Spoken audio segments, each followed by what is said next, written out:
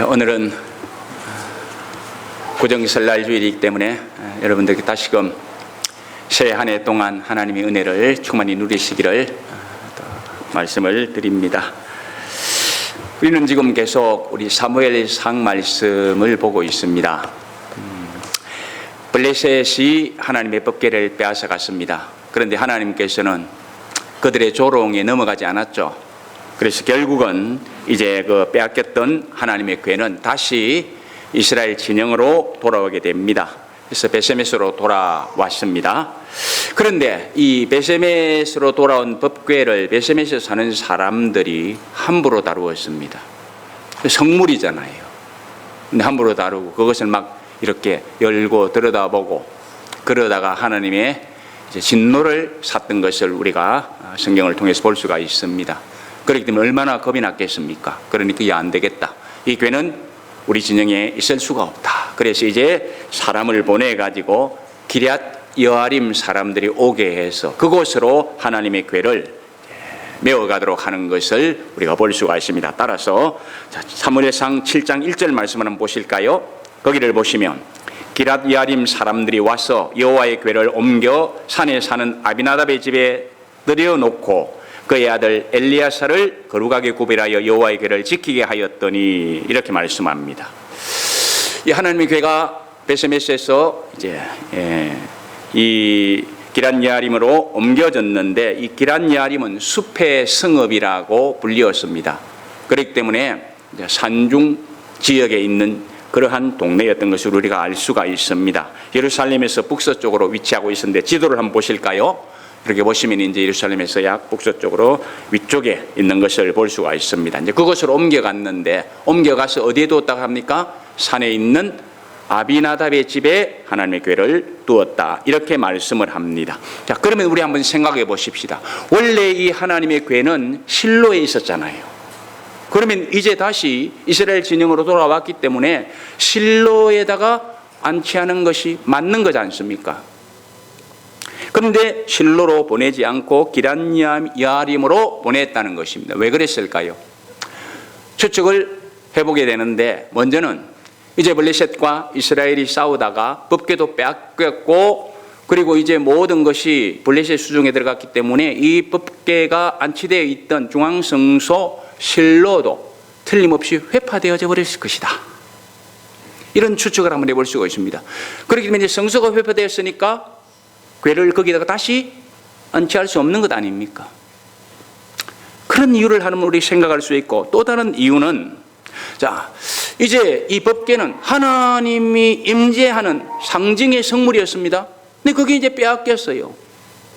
그리고 다시 돌아왔지만은 우리가 실로에 이 하나님의 궤를 안치해놨다 가져와서 빼앗겼으니까 실로는 이제 하나님께 더 이상 기뻐하는 장소가 아닌가 보다. 그러면 어떻게 할까? 다른 곳, 하나님이 기뻐하시는 곳으로 옮겨야 되지 않겠는가? 그래서 물색하던 중에 기럇 여아림으로 옮기게 되었을 것이다. 이런 짐작을 우리가 또 한번 해볼 수 있고요. 그리고 또 하나는 이 법궤가 이제 이스라엘 진영으로 들어왔지만은 지금 힘의 우위는 누가 가지고 있습니까? 블레셋이 가지고 있는 거죠. 그러니까 언제든지 자기네들 마음만 먹으면 또 법궤가 있는 곳으로 와가지고 그 법궤를 훼손할 수 있겠다는 생각을 이스라엘 백성들이 할 수 있는 거죠. 그래서 가능한 한 이제는 중앙이 아닌 좀 산중에 어색한 곳에 그죠? 비밀스럽게 하나님의 궤를 좀 모셔두었으면 좋겠다. 뭐 이런 생각을 했을 법합니다. 그래서 기럇 여아림으로 옮겨갔을 것이다. 이런 우리가 생각을 할 수가 있습니다. 아무튼 이제 하나님의 궤는 기럇 여아림으로 옮겨져서 아비나답의 집에 두었습니다. 그런데 그 집의 주인이었던 아비나답이 이 궤를 돌본 것이 아니라 아비나답의 아들 엘리아사를 거룩하게 구별하여서 하나님의 궤를 관리하게 했다. 이렇게 말씀을 하고 있습니다. 여기 거룩하게 구별하였다는 것은 하나님의 속성과 배치되는 모든 것들을 다 제거해 버린다는 그런 의미가 있습니다. 그렇기 때문에 이제 이때부터 이 엘리아사는 소위 제사장처럼 그죠? 하나님의 궤를 돌보는 사람이 되었을 것이라는 것을 우리가 짐작할 수가 있습니다. 자, 그런데 2절 상반절을 보면 뭐라고 말씀합니까? 궤가 기럇여아림에 들어간 날부터 20년 동안 오래 있은지라. 엄청 오랜 시간 동안 기럇여아림의 아비나답의 집에 하나님의 교회가 안치되어 있었다고 이야기를 합니다. 자, 이 기간 동안은 우리가 또 짐작해 보면은 어떤 기간입니까? 여전히 블레셋이 이스라엘을 압제하고 있던 그런 기간이었습니다. 그러므로 사람들이 힘들고 어려우면 어때요? 돌파구를 찾아야 되잖아요. 그렇죠? 그런데 이 사람들이 돌파구를 찾는 데 있어서 무려 20년이나 걸렸다고 오늘 성경은 이야기를 해주고 있습니다. 자, 그리고 이제 그들이 돌파구를 찾은 비결이 무엇이었습니까? 2절 하반절 말씀 보시기 바랍니다. 이스라엘 온 족속이 여호와를 사모하니라 이랬습니다. 여호와를 사모했다. 여기 사모했다라는 것은 히브리어로 나하라는 말인데 이것은 크게 울다, 몹시 슬퍼하다, 부러짓다 이런 의미가 있습니다. 그렇기 때문에 이제 이스라엘 백성들이 하나님의 법궤를 빼앗긴 지 20년이 되었어야 하나님 앞에서 자기들을 돌아본 거죠. 그리고 자기들의 여러 가지 연약한 부분, 잘못된 부분, 하나님을 의지하지 않았던 이런 것들을 생각하면서 어떻게 했다고요? 울부짖으면서 이제는 회개하기 시작했더라는 것입니다. 성경은 회개는 승리로 가는 지름길인 것을 자주 보여주고 있습니다. 문제를 해결하는 방법임을 성경은 자주 보여주고 있어요. 회개 중요한 거지 않습니까? 한 예를 들면 창세기 35장 4절 말씀을 보면 이런 말씀이 있습니다. 그들이 자기 손에 있는 모든 이방 신상들과 자기 귀에 있는 고리들을 야곱에게 주는지라. 야곱이 그들에게 세겜 근처 상수리 나무 아래에 묻고 이렇게 말씀합니다. 이 무슨 말씀입니까? 여러분들이 아시는 대로 세겜에 살던 야곱이 아들들의 잘못으로 인하여 이제는 몰살 위기에 놓이게 됐습니다. 어떻게 됩니까? 야곱이 방법이 없다. 이제는 회개하고 하나님 의지하고 베델로 올라가야 된다. 회개하는 장면입니다. 그렇죠? 그래서 그들이 가지고 있던 이방 신상 그리고 귀에 메었던 귀고리들 이런 거 다 우상 숭배하는 그런 것이거든요. 이런 것들을 다 제거해버렸다는 것입니다. 완전히 회개했다는 것이죠. 그랬을 때에 그 다음에 이제는 성경 말씀을 쭉 보면 하나님께서는 그 몰살할 수밖에 없다라는 그런 두려움에 차 있던 야곱 가족들을 안전하게 베델로 인도하시는 것을 볼 수가 있습니다. 그렇습니다. 회개는 하나님의 은혜를 입는 좋은 방법입니다. 그러므로 블레셋으로 인하여 고통당하고 압제당하던 이 이스라엘 백성들이 드디어 그것을 알고는 회개하기 시작했더라는 것입니다. 하나님의 은혜를 입어야 하기 때문이 아닙니까? 여러분들, 하나님의 은혜가 필요합니까? 어떻게 해야 하나님의 은혜를 입을 수 있겠습니까? 이스라엘 백성들은 회개하기 시작했습니다. 그런데 이런 일이 20년이 지나고서야 일어났다라는 것입니다. 안타까운 일이죠. 이 오랜 20년 동안 고생하고 고통 당하다가 이제서야 깨닫고 회개하고 하나님의 은혜를 입기를 원했다라는 것입니다. 우리가 이미 보았듯이 사무엘은 어렸지만은 하나님께서 선지자로 세웠습니다. 그리고 이 사무엘은요, 명망이 높아갔다라는 것 20년 전에 이미 우리가 보았습니다. 그죠? 법궤가 빼앗기기 전에 이미 사무엘의 이름은 이스라엘 백성들에게 널리 알려지기 시작했다고 하지 않았습니까? 그렇다고 한다면 이 사무엘은 이 법궤가 빼앗기고 난 이후에도 어떻게 했을까요? 압제당하는 이스라엘 백성을 향하여 외치지 않았겠습니까? 하나님의 말씀을 선포하지 않았겠습니까? 이렇게 살아야만 된다고 외치지 않았겠습니까? 마치 방주를 지으면서 노아가 외쳤던 것과 같은 그런 심정으로 하나님의 은혜를 입어야 된다고 외쳤을 것입니다. 그런데 사무엘이 그렇게 외쳤는데 듣지 않던 이 사람들이 드디어 20년이 지나면서 이제 하나님의 말씀을 듣기 시작했더라는 것입니다. 그것도 다행이지요. 왜 20년 세월이 걸렸을까요? 곰곰이 생각해 보았습니다. 사람들의 마음은 참으로 완악하구나. 사람들의 마음은 너무 길가밭처럼 다져져 있어서 열리지 않는구나. 이런 생각을 해보았습니다. 여러분들의 마음은 어떻습니까? 하나님의 말씀을 펼쳐 읽을 때, 아니면 설교할 때 찔림이 있다든가 도전이 되면 즉시 마음을 열고 하나님 앞에 무릎 꿇습니까? 아니면 자존심을 가지고 내 완악한 고집을 가지고 막 대항하고 항거하고 그러지는 않습니까? 이스라엘 백성들은 20년 동안 마음을 열지 않았습니다. 만약에 우리에게 그런 마음이 있다면 어떻게 될까요? 성령의 쟁기로 갈아엎어야 되지 않겠습니까? 그것 외에는 방법이 없잖아요. 내 수단과 방법이 됩니까? 내 본성으로 됩니까? 내 본능으로 됩니까? 안 돼요.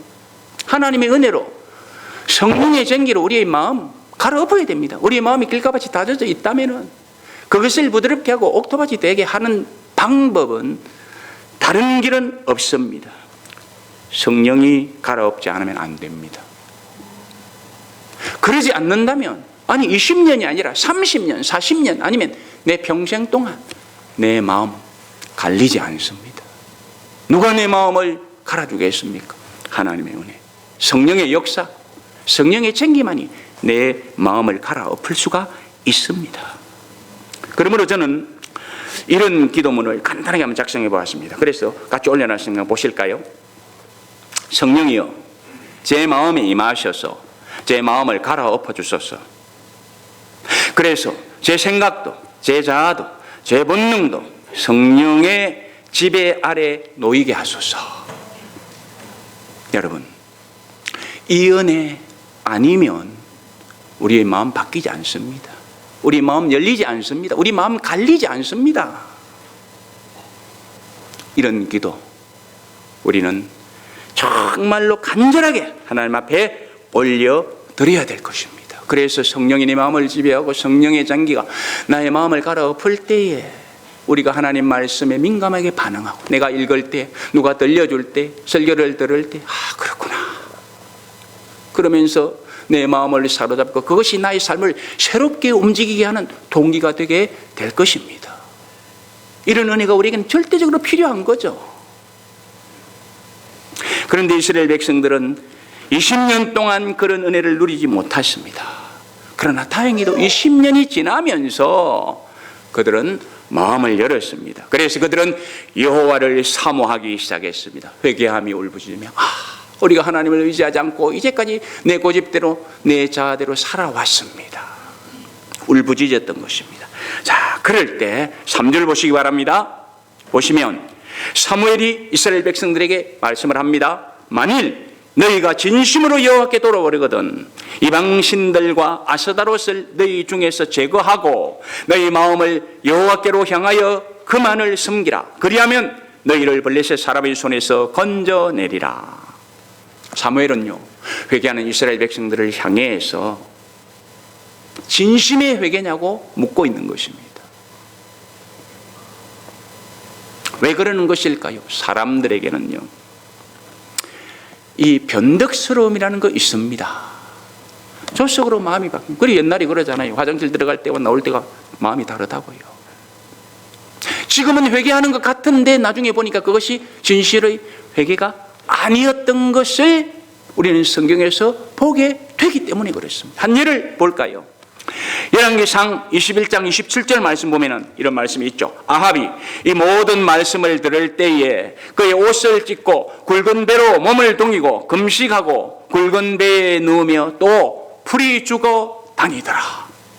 아합이 잘못하고요, 하나님의 사람이 아합에게 너 하나님께서 이제 징계할 것이라고, 징벌할 것이라고 하니까 그냥 기가 죽어가지고 걱정이 태산 같아서 회개하는 것을 보입니다. 이 모든 말씀을 들을 때 그의 옷을 찢고 회개하는 것 아닙니까? 굵은 배로 몸을 동이고 금식하고 굵은 배면 또 풀이 죽어 다니더라. 자기를 아주 낮추는 거죠. 아합이 이런 회개의 모습을 보여주고 있는 겁니다. 그랬을 때에 하나님께서는 이 아합에게 은혜를 입혀요. 그러나 그 아합의 회개는 일시적인 것이었고 형식적인 것이었습니다. 그래서 결국은 이 아합은 하나님의 징계로 멸망의 길을 가는 것을 볼 수가 있습니다. 이런 사실을 너무나도 잘 아는 사무엘이기에 너희들이 지금 하나님 앞에서 잘못했다고 울부짖고 회개하느냐? 그러면 좋다. 진심으로 돌아와라. 진심으로 돌아와라. 이렇게 말씀. 여러분들에게 여쭤봅니다. 하나님 앞에서 하나님 뜻대로 살겠습니다. 고백한 적이 계십니까? 온전한 믿음으로 하나님 영광 위에 살겠습니다. 말씀드려 보신 적이 있습니까? 중요한 것은 그것이 진심이어야 된다라는 것입니다. 지금 사무엘은 이스라엘 백성들에게 이런 것을 촉구하고 있는 것입니다. 진심으로 돌아와라. 우상숭배 완전히 정산하고 하나님 앞에서 잘못된 모든 삶을 다 제거하고 진심으로 여호와께 돌아와라. 이렇게 촉구합니다. 자, 그러자 4절 말씀에서 이에 이스라엘 자손이 바알들과 아스다롯을 제하고 여호와만 섬기니라. 사무엘에게 촉구에 이스라엘 백성들은 순응을 합니다. 아름다운 거잖아요. 그죠? 그렇게 하는 이유가 무엇입니까? 깨달았거든요. 깨달으면 되는 거예요. 그러면 새로운 결단이 있는 것입니다. 그것만이 압제에서 벗어나고 그것만이 풀리지 않는 문제를 풀어갈 수 있는 은혜를 입을 수 있다는 것을 이제 이스라엘 백성들이 알았기에 이 사무엘이 회개를 촉구하자 그대로 따르는 것을 볼 수가 있습니다. 한편으로는 20년 동안 그들에게 깨우치려고 하고 하나님께로 돌이키려고 했던 사무엘의 그 수고에 열매가 맺히는 것을 볼 수가 있습니다. 그죠? 이 열매가 20년 만에 열리는 거죠. 저와 여러분들이 수고하는 열매도 때로는 속히 맺힐 수 있지만 때로는 20년 만에 맺힐 수 있고 때로는 30년 만에 맺힐 수가 있는 거죠. 무디가 한 사람을 전도하기 위하여 그토록 노력했는데 무디가 죽고 나서 무려 20년인가 24년 후에 그 사람이 주님께로 돌아왔다는 것 아닙니까? 우리가 어떤 일을 시도하다가 그 열매를 못 보고 내가 죽고 난 이후에도 그 열매를 딸 수 있는 것입니다. 그러므로 우리는 어떤 시간이든지 간에 때를 얻든지 못 얻든지 한 생명을 위하여 수고하는 것도 참 아름다운 것이라는 것을 우리가 한번 생각해 보게 됩니다. 자, 어쨌든 이제 이스라엘 백성들은 진심으로 회개하고 하나님께로 돌아와서 하나님 뜻대로 살려고 마음을 먹었습니다. 그런데 지금 상황은 어떻습니까? 상황은 블레셋의 지배하에 있는 것입니다. 그때 이제 사무엘은 결단합니다. 5절 보시기 바랍니다. 사무엘이 가로되 온 이스라엘은 미스바로 모이라. 내가 너희를 위하여 여호와께 기도하리라. 소위 말해서 미스바 대성회를 선포하고 있는 것을 볼 수가 있습니다. 미스바는 파수대라고도 이야기를 합니다. 예루살렘 북쪽 약 15km 지역에 위치해 있었고 해발은 784cm 정도의 고지였습니다. 자, 지도로 한번 보시면은 저렇게 이제 예루살렘 위쪽에 이 미스바가 있었습니다. 그런데 사무엘이 왜 미스바로 모이라고 했을까요? 여러 성읍이 있는데 아마도 저 미스바는 여러 지파들이 일시에 잘 모일 수 있는 그런 적절한 장소였을 것이다. 이렇게 이해를 합니다. 어쨌든 사무엘은 거국적 집회를 위해서 미스바에 모이라고 선언을 합니다. 그렇게 해서 타락하고 그 다음에 피폐해진 이 이스라엘의 국군을 다시 회복시키기를 원하는 것입니다. 그러자 이스라엘 백성들은 어떻게 합니까? 6절에 보십니다. 미스바에 모여 사무엘의 말대로 모입니다. 회개하고 돌아오라고 하니까 돌아옵니다. 모이라 하니까 모입니다. 왜 그럴까요? 깨달았거든요. 하나님의 은혜가 귀하다는 것을 알았거든요. 그러니까 이제 자연스럽게 이루어지는 거죠. 은혜를 입은 공동체가요, 이렇게 아름답게 하나로 가게 되는 것입니다. 우리는 이것을 많이 경험하지 않습니까? 자, 그래서 그들은 미스바에 모입니다. 모여서 어떻게 합니까? 물을 길어 여호와 앞에 붓고 그날에 금식하고 거기서 가로되 우리가 하나님께 범죄하였나이다, 이렇게 말해요. 여기 물을 길어서 여호와께 붓는다는 것은 그들의 마음을 하나님 앞에 열고 회개하는 그런 상징적인 행위를 이야기하는 것입니다. 이렇게 하나님 앞에 다시금 회개하면서 그들의 마음을 믿음으로 무장하고 있는 것을 볼 수가 있습니다. 그러자 이제 사무엘이 어떻게 했다고요? 미스바에서 그들을 다스리기 시작했다. 그야말로 신정 정치가 바르게 시작되는 것을 볼 수가 있습니다. 그러면 이제 우리는 생각을, 이제 이스라엘 백성들이 정말로 평안하게 잘 나갈 수 있을 것이다 생각이 되죠. 그런 한 고비가 더 남습니다. 7절 상반절 보시기 바랍니다. 이스라엘 자손이 미스바에 모였다 함을 블레셋 사람이 듣고 그 방백들이 이스라엘을 치러 올라왔다, 이럽니다. 이 블레셋은 힘의 우위를 가지고 이스라엘 백성들을 압제하면서 여러 가지로 많이 이제 정탐하고 관리하지 않았겠습니까? 그러면 저 사람들이 지금 미스바에서 모여서 예배하고 기도하네. 저로의 찬수다. 저들은 완전히 무장 해제되어 있는 거잖아. 그러면 우리가 군사를 이끌고 가서 저들을 치면은 삽시간에 일망타진할 수 있을 거잖아. 상식적으로 보면 그렇잖아요. 그래서 이들은 이렇게 찬스다 싶어가지고 금식하며 하나님을 예배하고 있는 그 미스바로 어떻게 했다고요? 쳐들어오기 시작했더라는 것입니다. 그랬을 때 이스라엘 입장에서는 어떻습니까? 7절 하반절 보시기 바랍니다. 이스라엘 자손이 듣고 블레셋 사람을 두려워하였다. 맞죠? 무장도 하지 않았습니다. 금식했습니다. 힘이 빠져 있어요.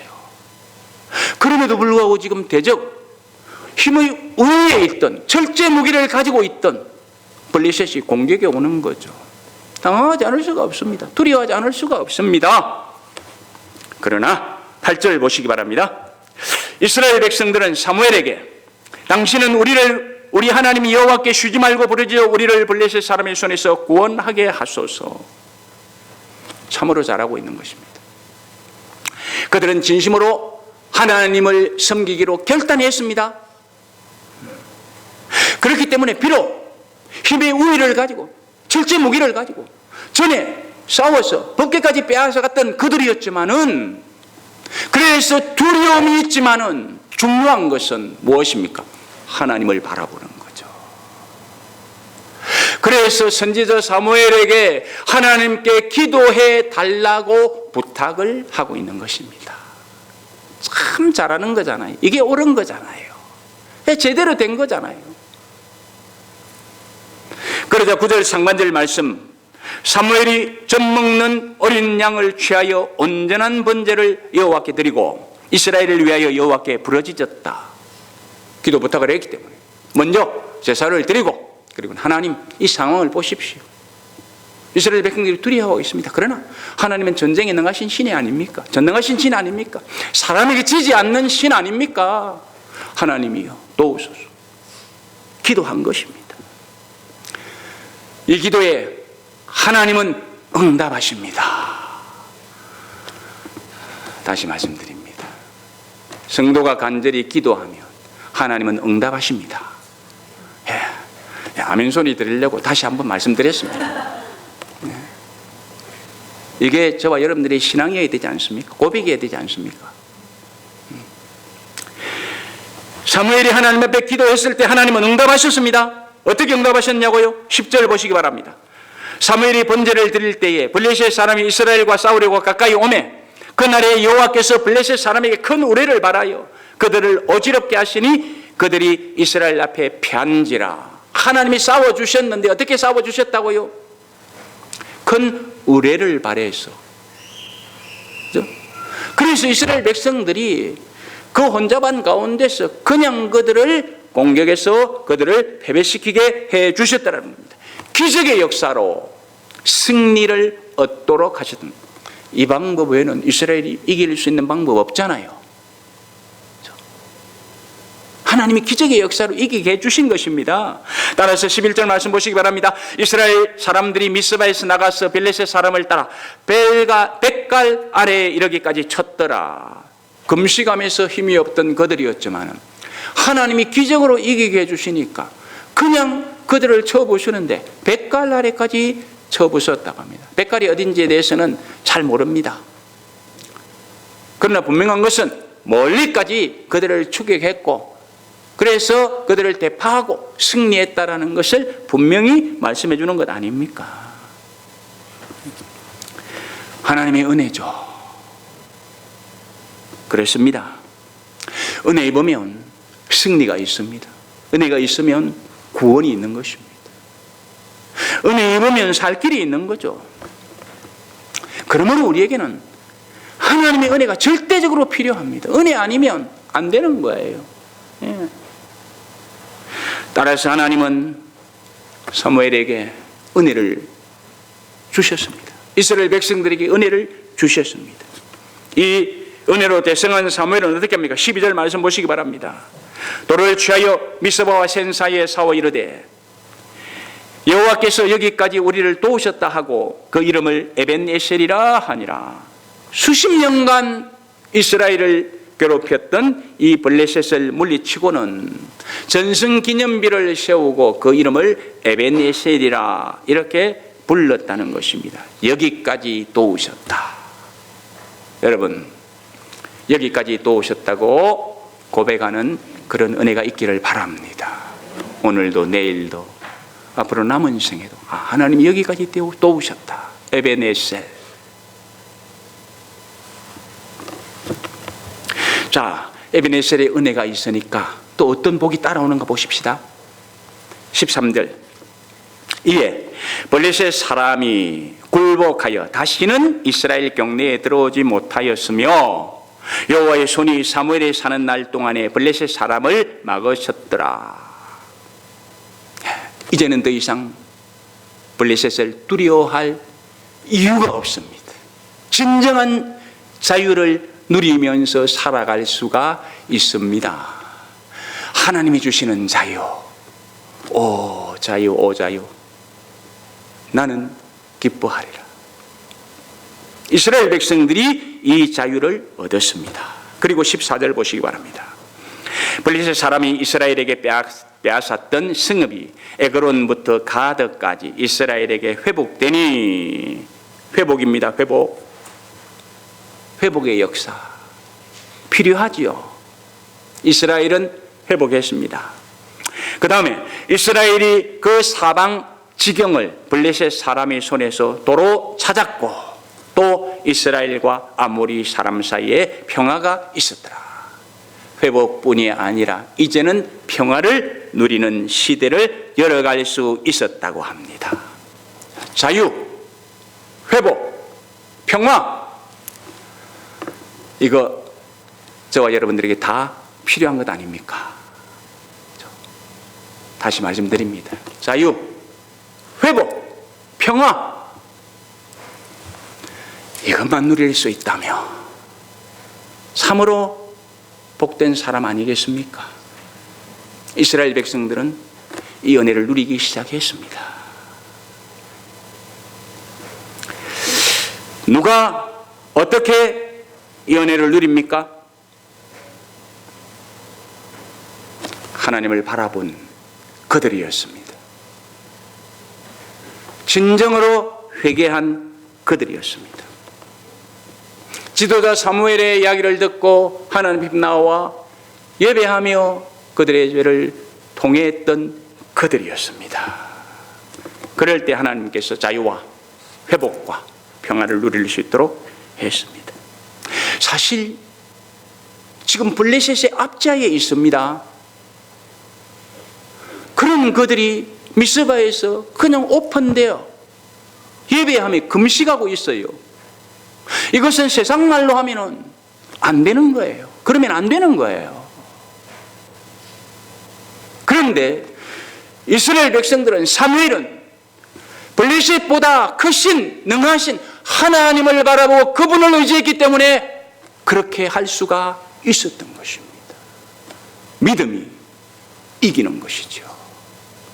그래서 그들은 이겼습니다. 인간적인 생각으로는 안 됩니다. 믿음이 이겼습니다. 왜? 세상 만사는 인간의 수단과 방법대로 이루어지는 것이 아니라 하나님의 손에 달렸다고 생각했기 때문입니다. 생사화복은 하나님께 달렸다고 믿었기 때문입니다. 그래서 그들은 사무엘을 중심으로서 미스바에 모여서 더욱 하나님을 의지하고 은혜를 구하였던 것입니다. 그때 하나님께서는 철저로 무장한 휘목 위에 있었던 이 블레셋을 다 몰아내고 승리하여 에베네셀의 기념비를 세우게 하셨던 것입니다. 여러분, 금년 한 해를 어떻게 살아가기를 원하십니까? 내 힘으로 산다면 내 힘의 능력만큼만 살아갈 수 있을 것입니다. 아니, 내 힘의 능력보다도 내가 못 살아내는 경우가 얼마나 많아요. 실수하고 부족하기 때문에. 그만큼 열매만 가질 것입니다. 그러나 하나님의 은혜로 산다면 우리의 삶은 달라질 것입니다. 왜요? 항상 과정마다 에베네셀의 기념비를 세울 수 있을 것이기 때문입니다. 이 에베네셀의 기념비가 세워지는 그 때마다 우리는 하나님 앞에 감사와 찬양 올려드릴 수 있을 것입니다. 우리의 삶이 이렇게 전개되면 좋지 않겠습니까? 그래서 제가 오늘 말씀의 제목을 에베네셀 기념비라 이렇게 정한 것입니다. 바라기는 금년 한 해를 사시는 동안 하나님의 은혜로 인하여 승리하시고 하나하나 에베네셀의 기념비를 세워가시면서 하나님을 더 높이시는 저와 여러분들이 되시기를 주님의 이름으로 축복합니다.